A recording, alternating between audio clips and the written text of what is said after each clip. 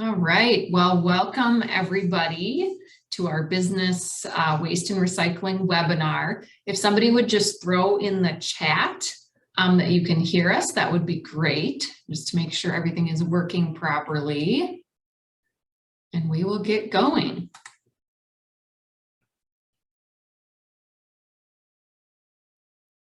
Awesome, it looks like people can hear us.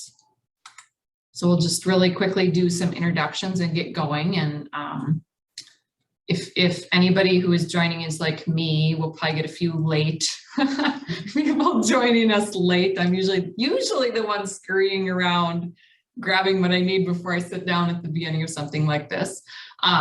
So my name is Cedar Walters, and I'm the Public Information and Education Officer here at the Otter County Solid Waste Department, and I'm joined by... I'm Rena Simon, and I'm the Recycling Manager here with Otter County Solid Waste. And I just wanted to give a quick shout out to the Fergus Falls Area Chamber of Commerce and Perham Area Chamber of Commerce. They helped sponsor this event, and they're going to help provide the one of the prizes for attendees. So at the end, we will be drawing 2 winners, and those winners will receive donuts and a recycling bin delivered to their office. And so we'll be trying to find a winner from the Fergus Falls area, and then a winner from kind of the Perham northeast side of the county as well. And then just make sure that you're muted, but we do encourage people to throw questions in the chat. I think that is, yep, just that reminder that we'll be checking that a few times, and especially at the end, we're trying to plan in some extra time so people can ask questions or have some conversation about what we're talking about today. All right, so, I can't talk about recycling without talking about just kind of the general picture in terms of waste that we're making. And so, in the United States, some of these numbers are so big, it's hard to really have a picture in your mind of what that even looks like. 390 million tons a year in terms of what we're making for garbage in the United States. It's so big, we can't even really conceive of that. So it's helpful to think of it at the level of a town or a county or a person. And so in your lifetime, you'll make about 102 tons of garbage. And that equals about the weight of 9 school buses, the large school buses. So it just gives you something more tangible to think about in terms of what, each person is generating. And then you multiply that times the population of the United States or the county or something, and we really are making mountains of garbage. So anything we can do to think about that and think about opportunities to reduce that garbage and that waste is a good thing. And it doesn't go away. So the solid waste industry is about a $70 billion industry in the United States. So handling waste and recycling, it's actually quite costly. And so that's another reason to prevent waste before it happens. And we'll touch on that a little bit later. It doesn't go away. It takes a lot to handle it. So nationally, this is just kind of the average of how we manage waste right now in the United States. So the gray portion of this with the little trash can symbol, we do rely heavily on landfilling in the United States as the primary method of waste disposal. That's not really a good strategy, and I will talk a little bit about that in a little bit, but that really is mostly what we're doing, is putting it in that hole in the ground. And we need to try as much as we can to keep moving away from that as our primary method of disposal. We do nationally have about a 34% recycling rate. About 10% now is going to organics recycling or composting programs. That slice hopefully will continue to grow. I know there's programs starting all the time. More information on that. Hopefully you'll hear from Otter County in the near future. And then nationally about 10 to 12% goes to waste to energy. That would be that orange slice. And I'll talk a little bit about that too. Otter County looks a little different. So we don't rely as heavily on landfilling because Otter County, along with some surrounding partner counties, have invested in waste to energy. That is preferable actually to landfilling alone. There's some benefits to that. And so we've invested in that as an environmentally preferable option. So about 2/3 of our garbage is going to a waste to energy facility, the Perham Resource Recovery Facility. And then the remaining third does go to a landfill in North Dakota because there's just not enough room at that waste to energy facility to handle all of the waste that we generate. And then we, have good recycling programs, but based on some factors like rural population that's really far flung or spread out, our recycling rate for traditional recyclables, like you would put in a bin at home, is a little lower, I would say, maybe than the national average, and we could be all doing better at that too. And then we have some other programs that do recycle waste, like e-waste and electronics and appliances go through recycling programs at our transfer stations. Stuff brought through the household hazardous waste program, some of that gets recycled. And then we have a film plastic recycling program that takes some stuff that I'll again talk about later.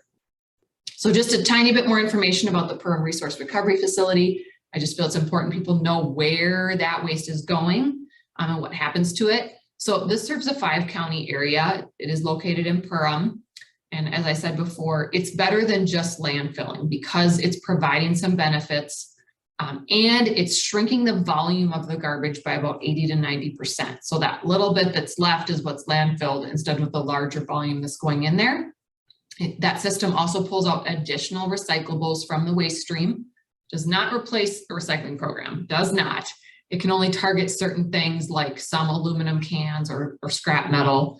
It really does not replace the recycling program. It doesn't touch things like plastic or paper or other things or all of it. And then there's a lot of kind of measures in place to prevent pollution from occurring. And then the high heat of combustion, unlike a backyard fire, which has a relatively low heat, the high heat in a situation like this does destroy a lot of the harmful compounds. So we do get asked a lot of times why this is okay, but burning your garbage in the backyard is not okay.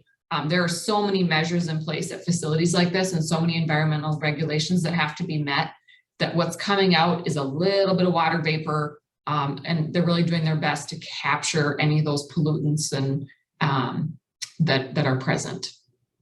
It's actually a really cool place. So if you get a chance, there's a 4.5-minute video on our YouTube channel that just kind of shows how that facility operates.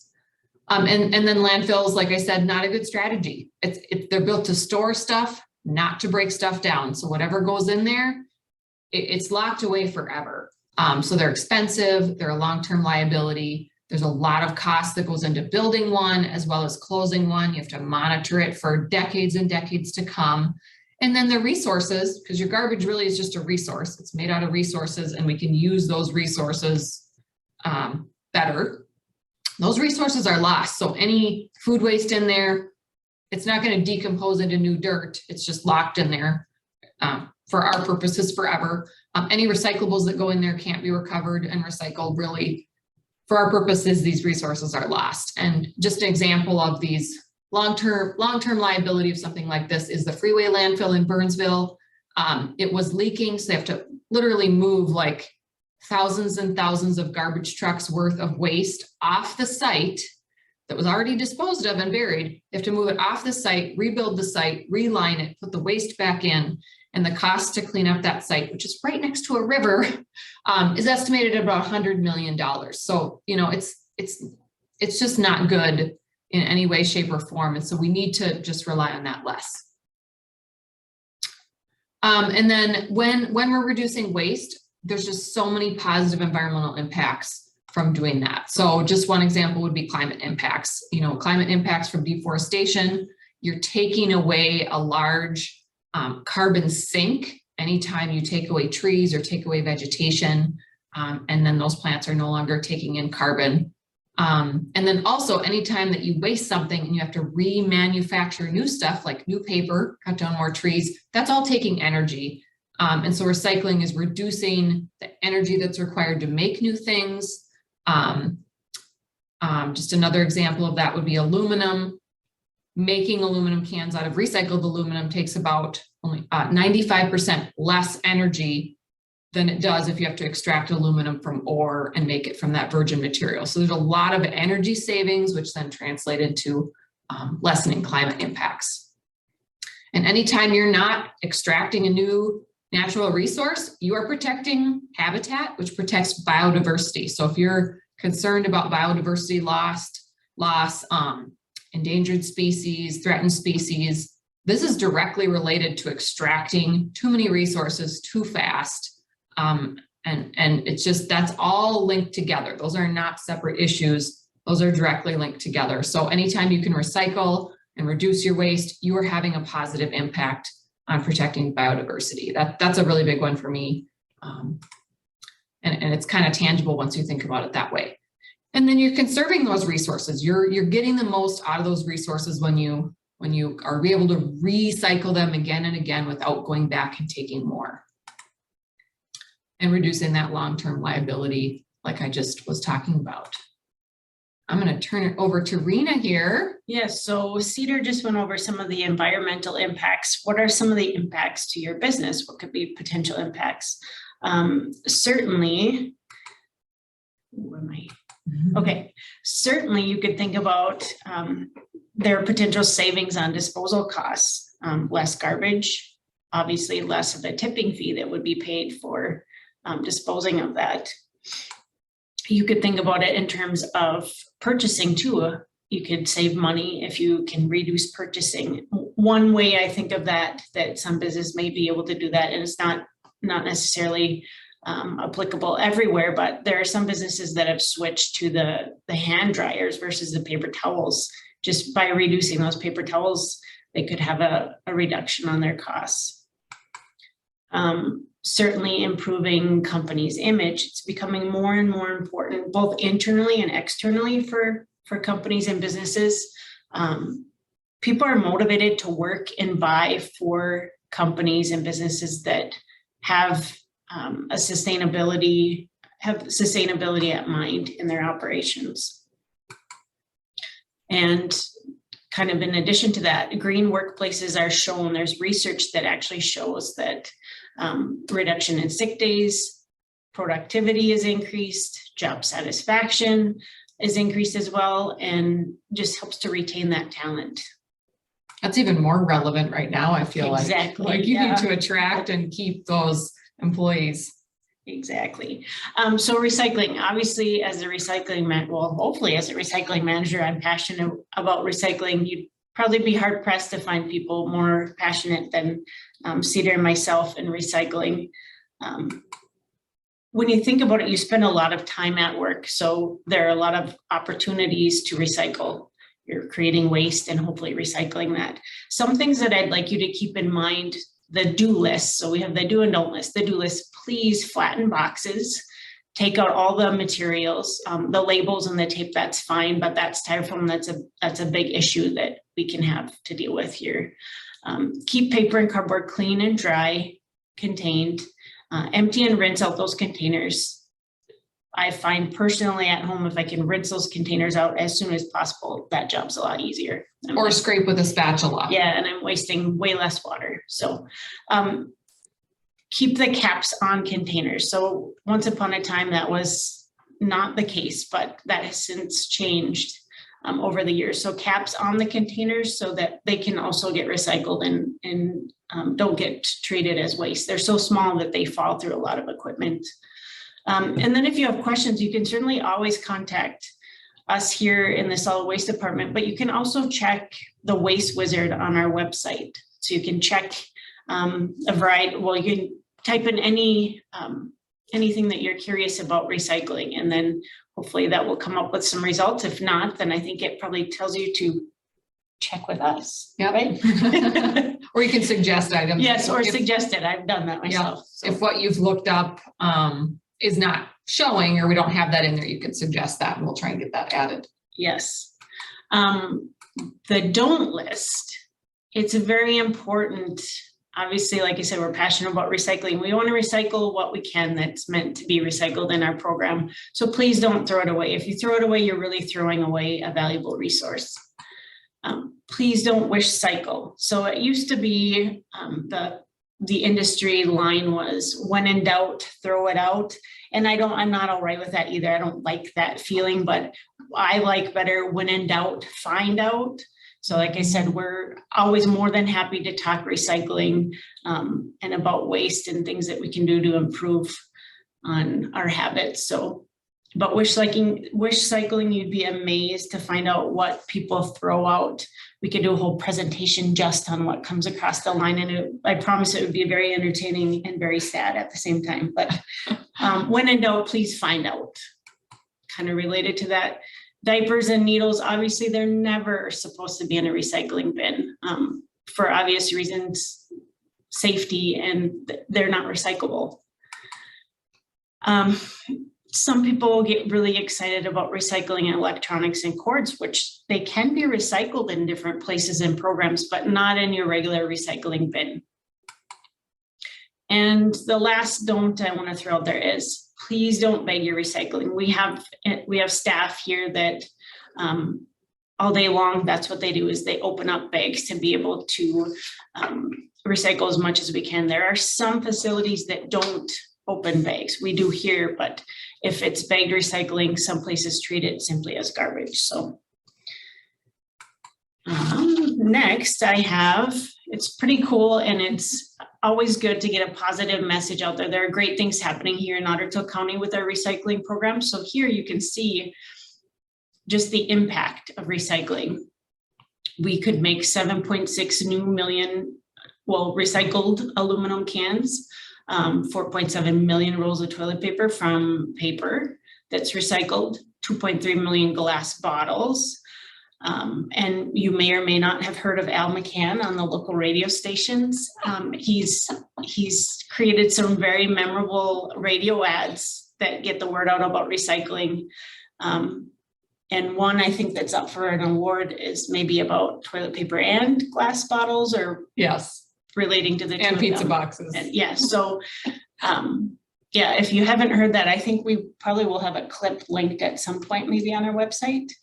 Yes, and they are all, you can listen to actually that entire series of Give Waste a New Life radio ads that are quite funny, one of which was nominated for a national award. They're all on our Give Waste a New Life part of the Ottertail County website. So if you need to laugh on a Friday. Yeah, check that out after. 11 million new pizza boxes could be made from the cardboard we recycle here in Ottertail County, 1.3 million soup cans, and the equivalent of what would be about 732 average size decks that could be made out of that cool plastic decking. So pretty amazing what's happening here in Ottertail County with our current tonnage. Mm-hmm. So I just want to get into some best practices at work. There are a lot of places that are new to setting up their systems, and Cedar will go into it later, but we'd be more than happy to visit or share things that can maybe help with those recycling programs at your workplace. Some things we can say for sure, it's always great to have a point person, someone that's excited about recycling or waste reduction, even a green team. There are some places that might have a bigger company or business that may even have a committee dedicated to that. It's always great if the signage can be clear, consistent.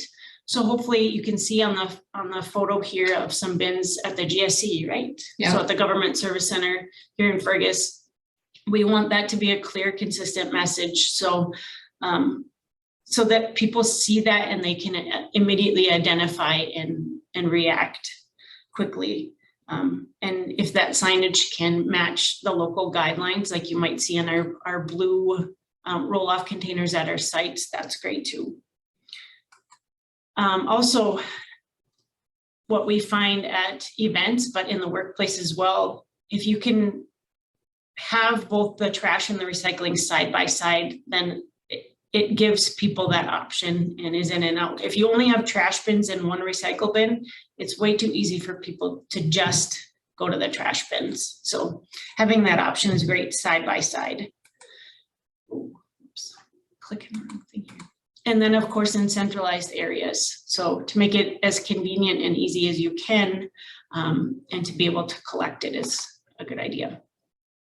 And then of course, this is probably the biggest thing is to communicate with and train your employees on the recycling that you have going on.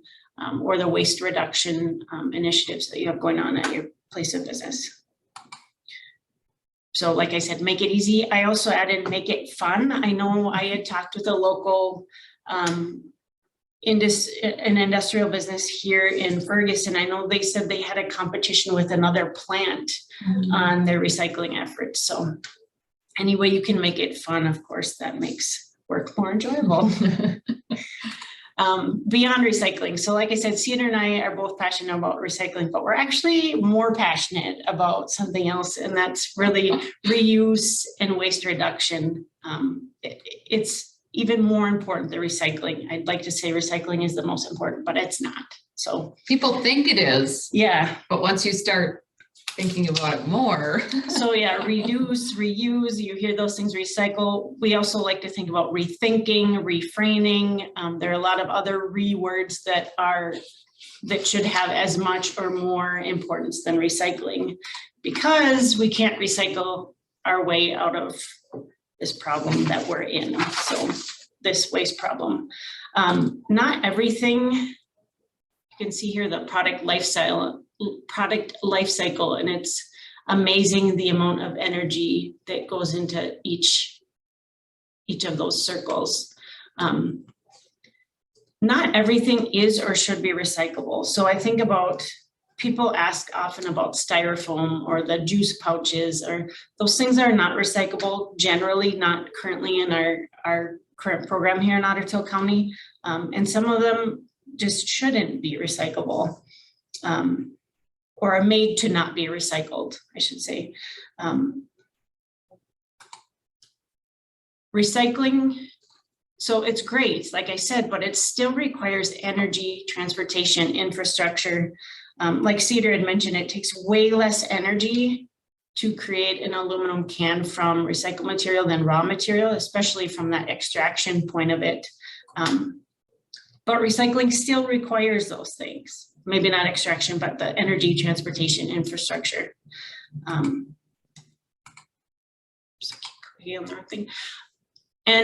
much of that we do get recycled is downgraded in that recycling process. So it's an inferior product. Paper maybe can be recycled. Cardboard maybe up to 6 or 7 times. Paper, plastic, really, that's not a great number. It's like one, maybe 2 times, so although it's still better than landfilling just right off the bat, you're kind of delaying landfilling, right? Because it can't be recycled over and over. Many things, except for aluminum and glass, a lot of those things have a limited number of times they can go through that cycle before it's just the materials degraded. Right. Yeah. One very astounding graphic that Cedar has found is this on the plastic water bottle. So there's so many people who just reach for that easy plastic disposable water bottle. And here you can see the impact of that. So the blue line is the plastic bottle's impact on these certain things: energy use, climate change, acidification, ecotoxicity, and human respiratory health. The blue line is no recycling. That red line is if it was 80% of it was recycled, of the plastic bottles. And then that green line is really tap water, reusing your own cup or glass. And the tap water that's generally, I don't have a percentage, but it's tested, it's safe. Yeah. It could be the same water that's in that plastic bottle to begin with. So you can see the huge impact. Can anyone see a little green line there? No, because there's so little impact by reusing your cup or glass versus having that plastic water bottle. Yeah. So even on the recycling, you can still see the impact of it. And 80%, that 80% recycling rate, that would be the red line, like that's a pretty high recycling rate. And I think people pat themselves on the back and think, gosh, I'm doing so good because I'm recycling all my plastic water bottles. But when you think about recycling itself needing that energy infrastructure, it's a manufacturing industrial process. It's still having all these impacts when you're even recycling. It's just not enough to get us to where we need to be. Yeah. And if we can use those resources for other things, that would be preferred, obviously. So above and beyond recycling, there are a lot of things. It's my plea and my challenge for you all to think about your workplace and things that could be done. There's some simple things like default to duplex printing. Here, we're able to do that, and it was very simple. It's set up and it's a no-brainer. And being conscious of what you're printing and how much you're printing. I mean, you don't want to shame someone at your office for printing a lot. That's probably not a good idea, but I don't know, maybe there's a way that printing isn't so convenient all the time. I know another place that I've worked, the printers, you actually had to get up, well, here too, and walk to the printer to get your material that you've printed off. Maybe that can make an impact.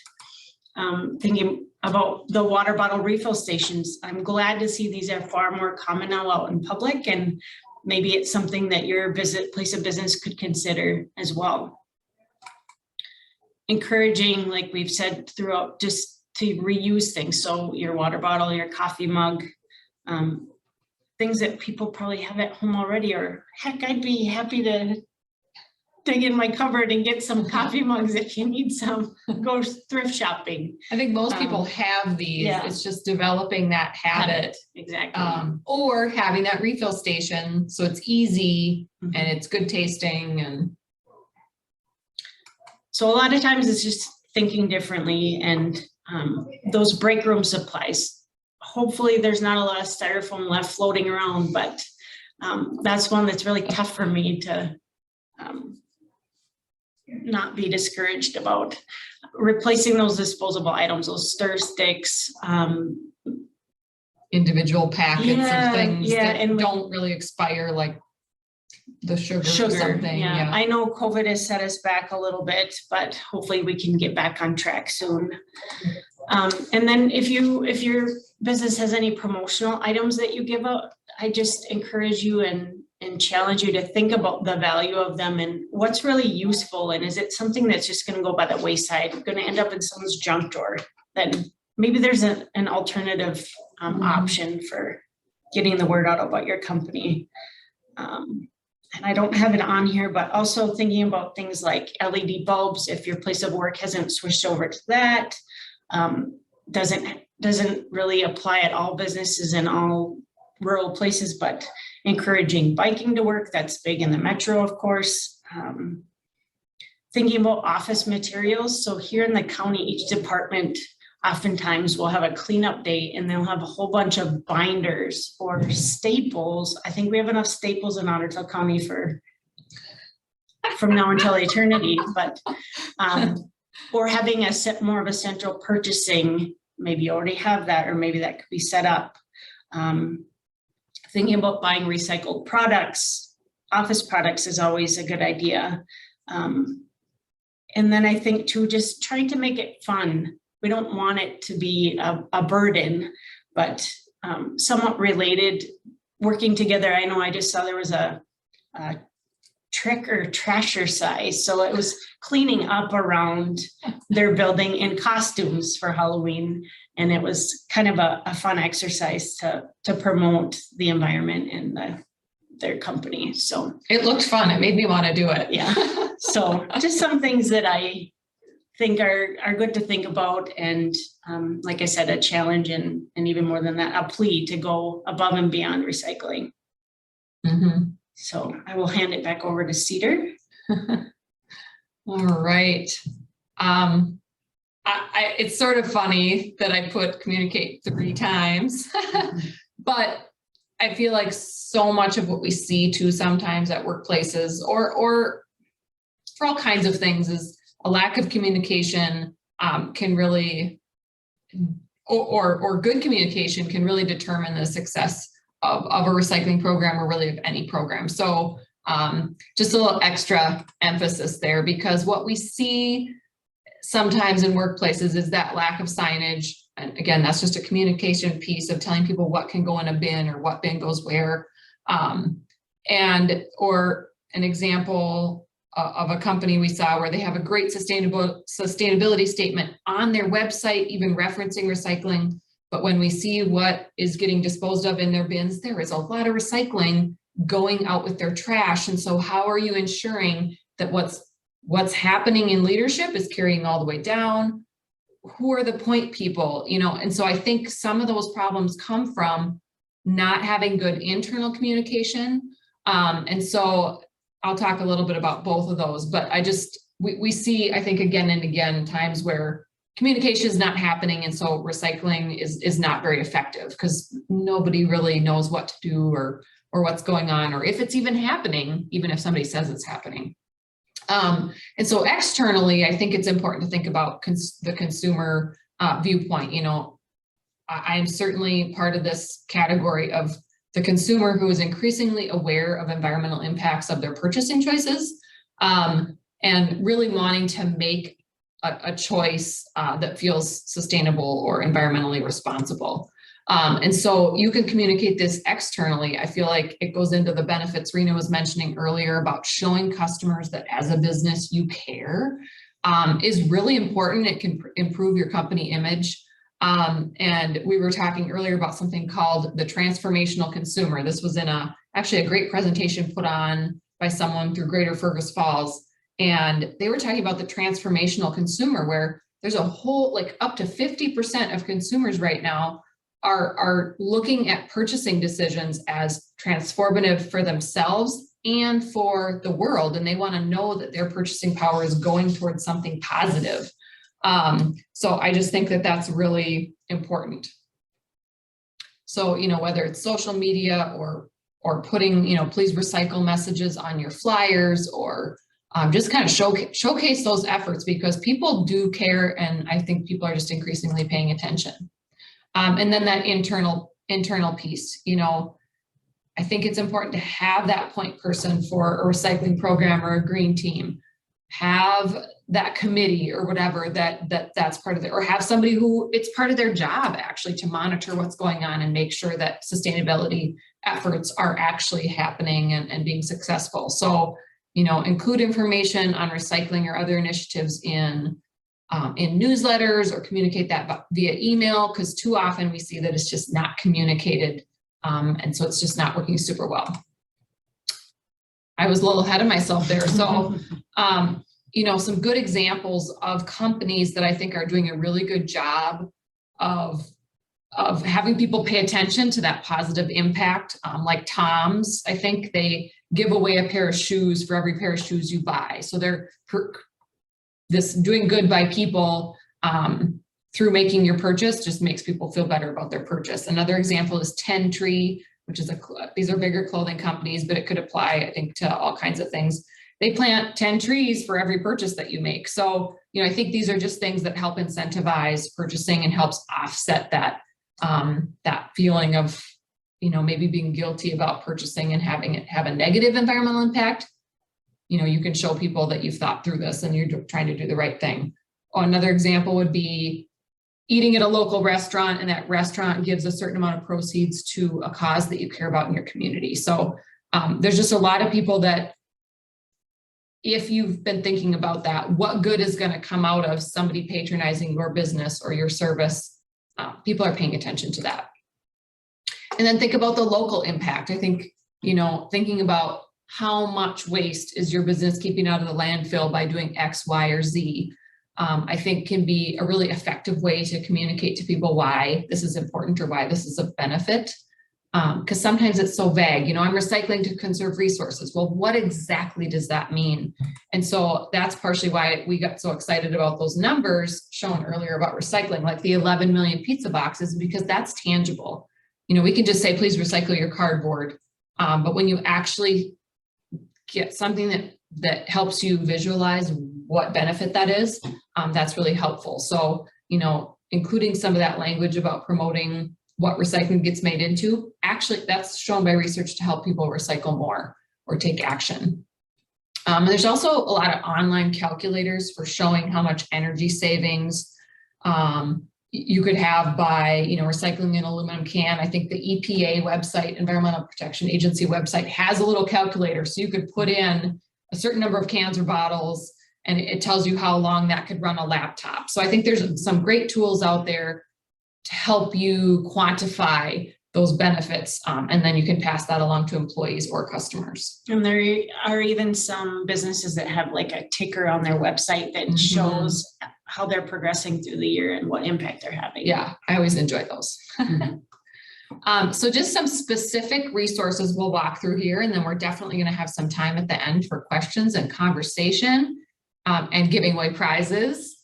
So some specific business resources that we're trying to build up and just support businesses a little more in some of their efforts is one of those is signage. So on our business resources page, which is pretty easy to find on the Otter County website, if you just go to ottercounty.mn.us and you type into the search bar business recycling resources, it's going to pop right up. But we have printable signage on our website, and it matches the Otter County Recycling Guide. So this is all based on those best practices that Rena went over earlier. It's going to have images on there that match the recycling guide. It's going to have images, so it doesn't just say one word recycling, because we see that a lot. There's like a sad recycling bin with a white piece of paper that says recycling, like stuck to it with a piece of tape. So, you know, sometimes that doesn't really communicate very well what should go in there and how to help people do a good job. So these feature images, match up to the recycling guide. They're in multiple sizes and feature different materials on them, whether you're in Perham and Fergus Falls and you can mix recyclables together, or you're outside of those towns and you have to separate stuff. There's kind of a lot of different variety in that signage.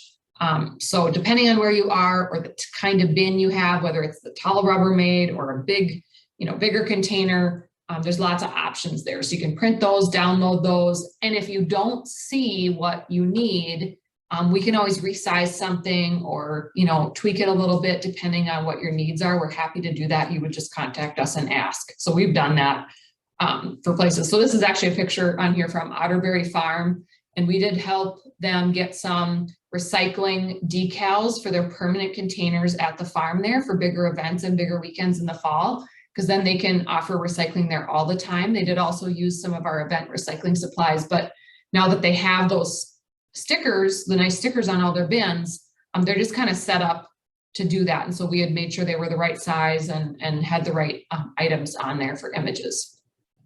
And then we've also been working on BYOB, bring your own bag. So for that, we have decals and yard signs, because we were astounded by how much money, like a smaller grocery store, for example, spends on bags that are used for maybe 15 to 20 minutes to get groceries home. We all have reusable bags sitting around. We just need to remember to use them. So that smaller grocery store, just one example, I won't name them, but they spend $20,000 to $30,000 a year just on bags they give out to customers that are used for, maybe even 10 minutes to get the groceries home. So let's just use those bags we already have. You can get those decals for your store window. We also have yard signs that look really good. So some businesses around already have those in place, but we have more, and we're just working on increasing the amount of people using that all the time. We offer site visits. This actually was us when we went to, is that Shearer's? Yep. Shearer's Snacks in Perham there. So we often will do a walkthrough, learn about your business, look at kind of how you have recycling set up, give you some pointers, walk you through some improvements, help you access that signage. And we're really happy to do that. We can also offer trainings similar to this, but targeted to your business. So if you ever wanted to have like a staff training, we can do something like that. We have a one-page sort of quick start business recycling guide, printable on our website as well, in the same place that the signage is. So that's just like something you could easily distribute to your team to get some of those best practices and information and resources out there, kind of in a one-pager format. And then there's also some external programs that we try and educate people about. I won't talk about this one for a long time, but the Minnesota MinTap intern program, it's sort of like a specialized intern with professional guidance from like a professional engineer or other appropriate field, who comes in, learns all about your business and about some of the waste or other issues you have, and they develop solutions for you that result in cost savings. I can't think of there's some that are really good in terms of reducing. There was one that actually reduced the sugar water waste from like candy production or something. There's some, if you go to the MinTap website, there's some great examples of projects that have really had outstanding outcomes, outstanding outcomes. Income, sure. Yeah. So it is not our program, but it's something we try and let people know about because it can really reduce waste and in a variety of ways and result in cost savings too. Some of those are pretty amazing projects. So check that out if you're interested. And last but not least, there's some of our programs that touch a little bit more specifically on business waste. So we do have a commercial cardboard collection route. I think we added it up, and on that, for that program, it's over 200 stops a week at participating and growing stops at participating businesses around Otter County and gets that cardboard out. Cardboard is so big and unwieldy, and it fills up bins fast. It's kind of low-hanging fruit and can save you a lot of money too on waste disposal costs. Our household hazardous waste program does accept business bulbs for a small fee. So if you're replacing your whole facility, you're taking out those fluorescents and putting in LEDs, we see a lot of that. You would contact us and set up how to get those bulbs to us. The film plastic recycling program, we do collect boat wrap from boat storage places in marinas, as well as farms and places that generate agricultural waste from like bale wrap, silage cover, bunker cover, things like that. We are just starting in a couple of months here an organics recycling pilot, and that is targeting larger waste generators like schools and institutions, as well as some grocery and restaurant settings. So food waste is wet and heavy, and we don't want that resource going to a landfill. So we're starting that with just 20 sites, but at some point in the future, it will grow and other entities will have access to that program, but it's kind of exciting. And then bring your own bag, which I did mention as well. Whew. The important slide. Wow. So just like, if you just want the quick list at the end, here we are. Remember that it doesn't go away. Just be thoughtful, because we tend to discard things pretty quickly in our culture. It doesn't go away. It's going into that really, really expensive $70 billion system. And it's complicated, it's expensive, and there's a lot of environmental impact there that we could really do a better job at. So just remember, it's not going away. So we need to be more careful about that. Recycle and compost all you can, because your waste is really a resource. We need to use it as a resource, not just discard it and bury it in a landfill. Not a good strategy. Follow best practices for setting up recycling at work. So go find that one-page resource, maybe even share this. We did record this, so you could share this with a team at work, or encourage somebody else to watch it, encourage somebody to reach out to us and come do that site visit or come do that workplace training. Encourage and support reuse in the workplace. Maybe that means making sure there's a water filling station somewhere. Maybe that means starting to get coffee or hot cocoa in a bulk container instead of little packets. How can you support those practices that we all want to see? Already said that one. And then if you're having any kind of event or festival, connected to work or not connected to work, we can help you figure out how to get recycling happening at an event. So we want to thank you for joining us. So if anybody has questions, throw them in the chat, but we are going to use a random number generator. So if people think of questions and pop them into the chat, I'm going to pull up the random number generator so we can pick a couple of winners for donuts and a recycling bin. And I want to thank you all too. I appreciate that you're interested in this, and I hope that you can spread that enthusiasm to your business, your employer.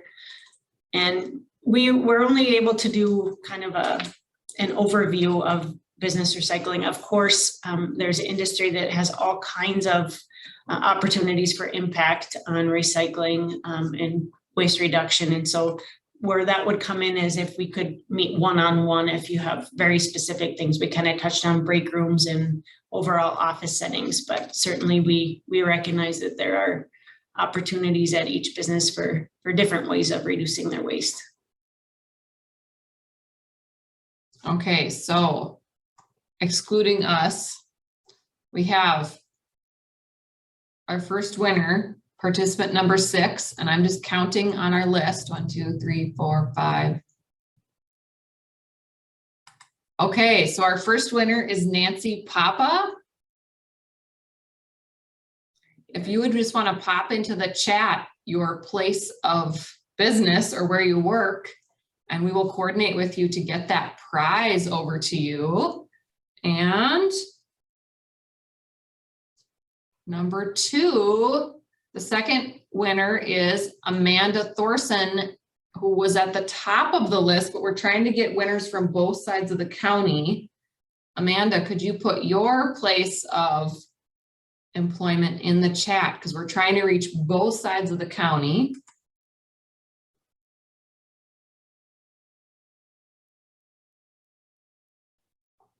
And then we will touch on the questions. So we'll come back to the prizes in a minute because I'm not seeing, oh, good. Awesome. So Nancy Papa, I want to say, I feel like she might be near Fergus Falls. Maybe confirm that. Oh, perfect. Yay. So our 2 winners, Amanda Thorson, City of Ottertail, and Nancy Papa, I hope I'm saying that right, at Dunham Sports. How perfect. So thank you. We will get donuts and a recycling bin to your office in the next couple of weeks here, and we'll coordinate with that with you. I have your emails from your registration for the event, but let's just check and see if there are any questions. One question is, I read one time that OTC was 5th in the state for recycling. Is that true? I'm not sure what, there's so many different ways to measure recycling, the overall recycling rate from residential or total from Otter County. I guess I can't, I have not heard that, but I'm proud of what we have going on here in Otter County, whether we're the 5th or somewhere else in the line. Yeah, I think in terms of rural counties or outstate, I guess, apart from the metro, I feel like we're greater Minnesota, part of greater Minnesota, however you want to say it. I feel like Otter County well respected is kind of trying to be on that forefront of having robust programs that get waste out of the landfill.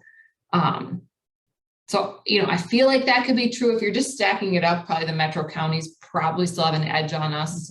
You know, it's a lot of people closer together, so it's easier to run like curbside programs, for example, are just so much easier to do when people are, it's just door to door versus driving miles between each resident. So there's some other things that play into that, but I do feel like as a rural county, we do a pretty good job and we're only getting better. Any other questions? Because we are right on time. I know maybe, oh, yeah. Another person just, yeah, thank you for popping that in the chat. Enormous amount of plastic wrap and film plastic. And some of that, depending on what it is, could probably go through a film plastic recycling program, not the boat wrap one that we were referencing, because that is for thick LDPE plastic. It's a very specific kind. But there are other companies like Trex is an example. They collect that film plastic, I think similar to what you're talking about. They collect that from like grocery store settings, retail settings, and that gets recycled into a plastic decking type material. That's what the local Lions groups have been looking at. So it might be helpful. We could maybe link you up with if that would be suitable for that program, or because they're actually working with Trex for their film recycling program that they've had going on now for 6 months. They do extra collections and have been working on that. Do you have any other thoughts about that? As far as our current programs through Otter County, we don't have a market for that, but Otter Lions just received their first bench. That's great. Awesome. But yeah, we could certainly look into that and see if that would be a good connection. Great. So we'll get back to you on that, Nancy. Yep. All right. Well, thank you everyone for joining. We really appreciate people wanting to just learn a little bit more and try and, you know, all of us are just trying to make one improvement, you know, one at a time. You can't do it overnight. I'm certainly not perfect, I'm not. but, you know, just bit by bit, trying to make those choices to decrease that reliance on landfilling and make sure we use our waste as a resource. And so we just appreciate people wanting to be a little more involved in that. Yes. Thank you. Reach out if you have any questions.